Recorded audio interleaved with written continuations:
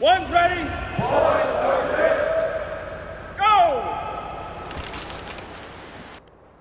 So you guys are going into special warfare assessment selection. It is an attributes-based selection model. What does that mean? Guys, are we running right now to get fitter? Are we practicing running?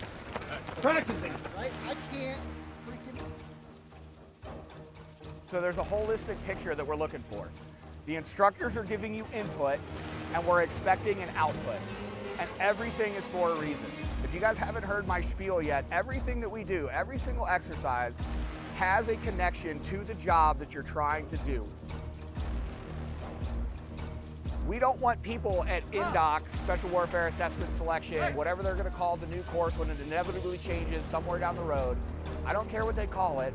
What I need is you to show me the raw materials for the things that I wanna build you into. Just like everything else, it's a crawl, walk, run. I can run a keystone just like this.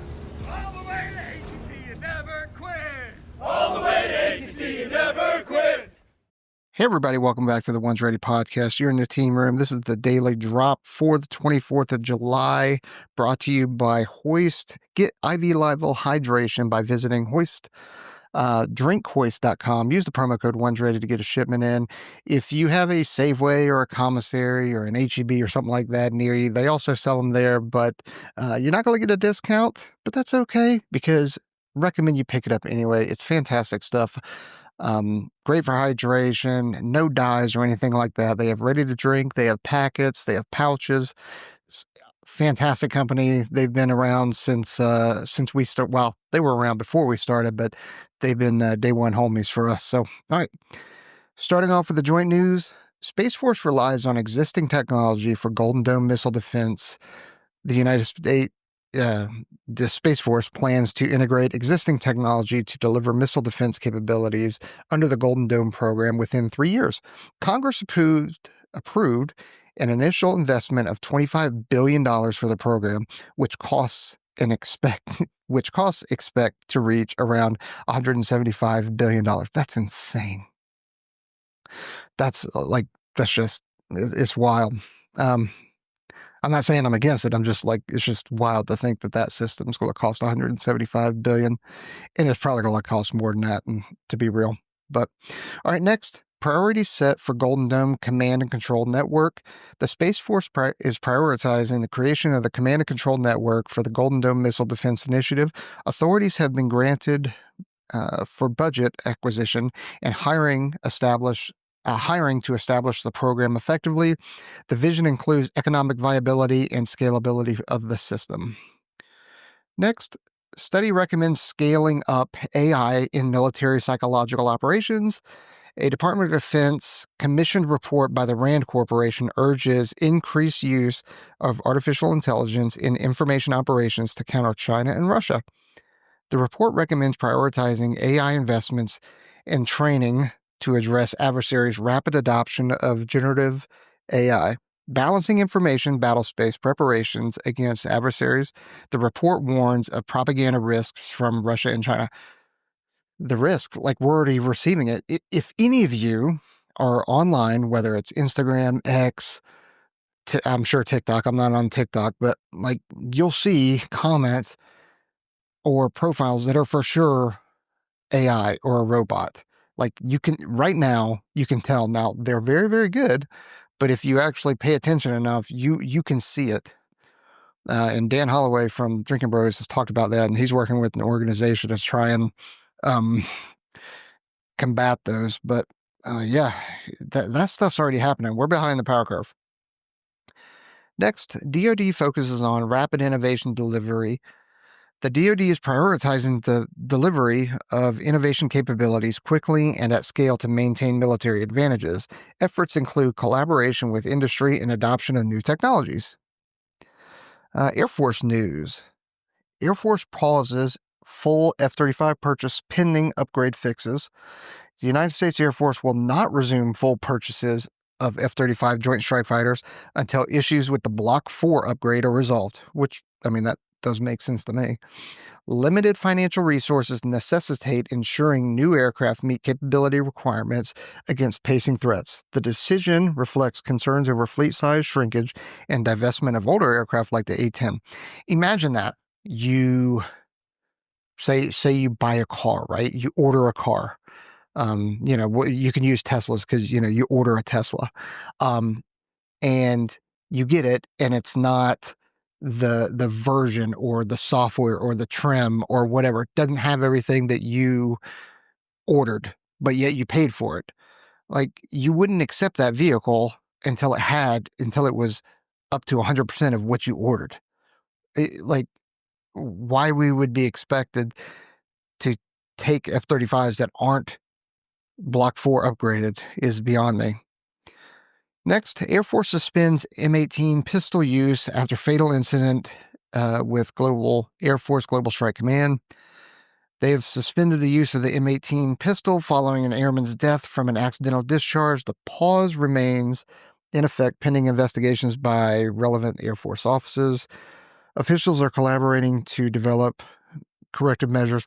There's actually Nate from Valhalla VFT released a video about this with an armorer that was talking about the details of it. And then, the FBI put out a report saying that this is an unsafe handgun, and all these different organizations have actually banned the use of it, except for the Army. It sounds like the Air Force and Global Strike Command is ahead of all this, but it's really sad that even happened. And I'm hoping that there's video of it, not because I want to see the dark side of that, but I want to see how it kind of happened. But, man, that sucks for the airman, sucks for his friends and family too. So, next, U.S. Air Force executes surge into the Pacific Theater during the exercise. The Pacific Air Forces conducted an unprecedented surge operation into the Pacific Theater as part of the Department Level Exercise 2025.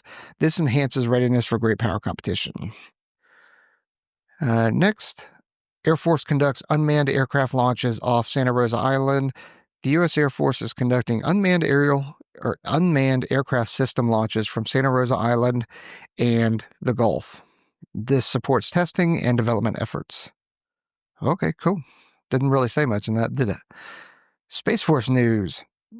The Space Force explores novel tools for Golden Dome interceptors. The Space Force is considering industry cooperation and prize contests to accelerate development of space-based interceptors for Golden Dome initiative. Lessons from prior acquisitions will shorten timelines, redefining capabilities to allow industry lead solutions. This shifts from the traditional requirements to foster innovation. Next, first Vulcan national security launch imminent. The first national security space launch using the Vulcan Centaur rocket is expected within weeks. Pre-launch tasks and readiness reviews are progressing well, addressing previous anomalies. The schedule is driven by preparations. I have not seen what the Vulcan Centaur rocket looks like. And is it recoverable? Is it a single-use thing, or is it like SpaceX's Falcons where you can reuse them? Next, evolving threats in space traffic management, increasing satellite constellations and adversary threats are stressing space traffic management systems. A proposed visual transponder could aid satellite identification, addressing collision risks and confusion from multiple launches. The Space Force aims to transfer this mission to a civilian agency to focus on military operations. Next, Space Force addresses overclassification to enhance partnerships. Yes, this is a big issue, not just in the Space Force, but especially the Air Force. The Space Force is reforming overclassification practices to improve information sharing with allies and partners. Current classifications hinder collaborative campaign planning and capability utilization.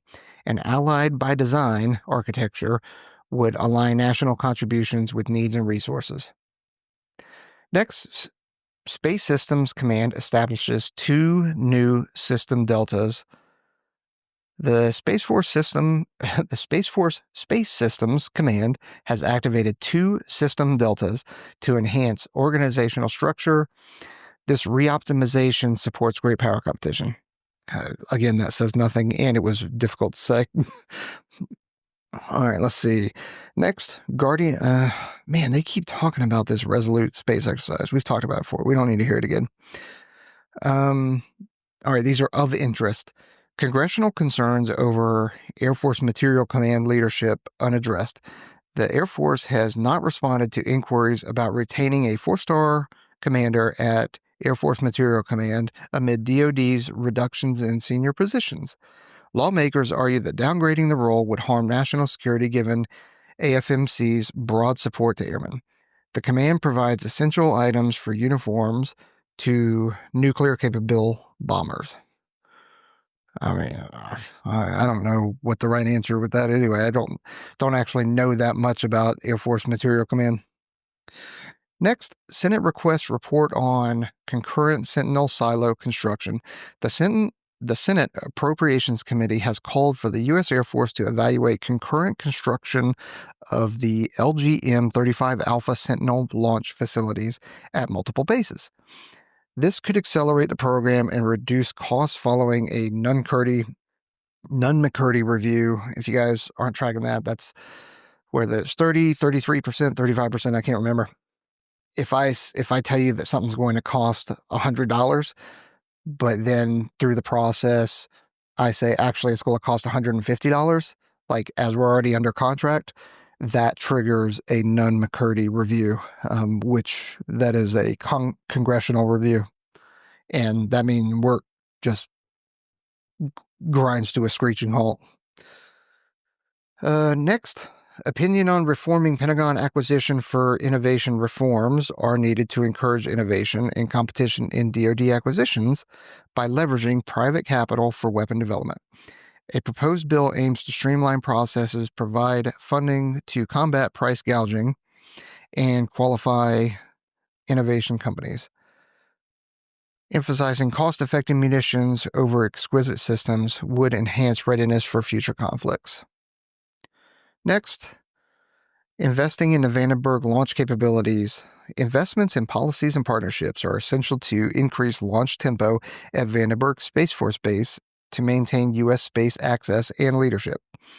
Modernization could support faster operation for government and commercial users. Policy reforms, including update licensing and environmental reviews, are required beyond infrastructure improvements. Next, DoD improves permanent change of station process. Well, let's see. The DoD is implementing changes to smooth permanent change of station moves with a new contractor handling household goods shipping. This aims to reduce stress for the service members and families during relocations. Enhancements focus on efficiency and reliability in logistics. If you are in the DoD and what is that system? DCPDS or whatever it is. It is not a user-friendly system. And then once you schedule, there's a lot of issues, especially since COVID, of packers and trucks and delivery drivers not meeting timelines or just not showing up, or, hey, we'll schedule it, but it's going to be 3 months away. And that just doesn't work for us. Next, Defense Secretary addresses future leaders. The Secretary of Defense emphasized to young leaders their future role in national leadership. The message highlights the importance of preparation and service in shaping the nation's direction. Let's see. What's next? Actually, you know what? That looks like that's it. Yeah, that is it. All right. I appreciate you guys joining us. I don't know if I'm going to be able to get this out tomorrow, but I will get it out tomorrow if PAO drops the news. Other than that, I've got family in town and going to enjoy that. So, all right, don't forget to like, subscribe, and hit that notification bell, and we'll see you later. See you!